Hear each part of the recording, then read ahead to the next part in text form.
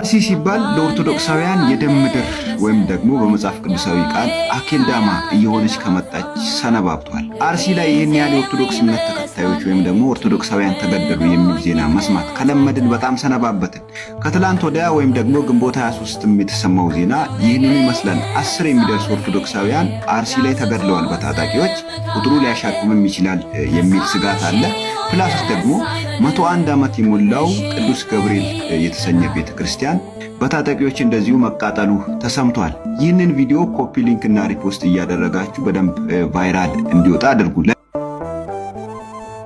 ደመና ነፋስም ባይኖር ቃዴስን ያረሰርሳል።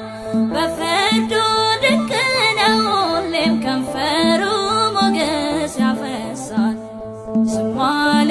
ዝም አላት ብለው ዝምታ ውበት ነው ጌጡ። ተራሮች ፊቱ ዘለዋል ሰማያት ቃል ሲሰጡ።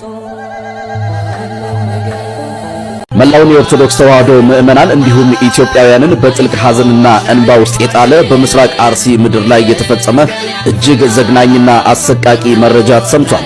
ማህበረ ቅዱሳን ቴሌቪዥንን ዋቢ አድርጎ ቲግቫ ኢትዮጵያ እንደዘገበው ከግንቦት 23 ቀን 2018 ዓ.ም ጀምሮ በአሰኮ ወረዳ ጠላታ ጨፋ ቀበሌ ታጣቂዎች በፈጸሙት አሰቃቂ ጥቃት ከ10 በላይ ኦርቶዶክሳውያን ተገድለዋል። በአካባቢው 101 ዓመታትን ያስቆጠረው ታሪካዊ የቅዱስ ገብርኤል ቤተክርስቲያን ሙሉ በሙሉ በእሳት መውደሙን የአይን እማኞች አረጋግጠዋል። በካራ ኩፋቴና መድኃኔዓለም ቤተክርስቲያን ላይም ጥቃት ተሰንዝሮ ቤቶች በመቃጠላቸው ምዕመናን የቅዱስ መድኃኔዓለምን ጽላት ይዘው በእግራቸው ተሰደዋል።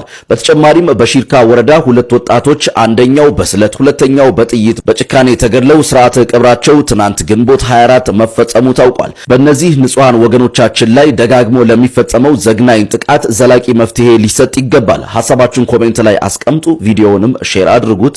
መልካም ጊዜ።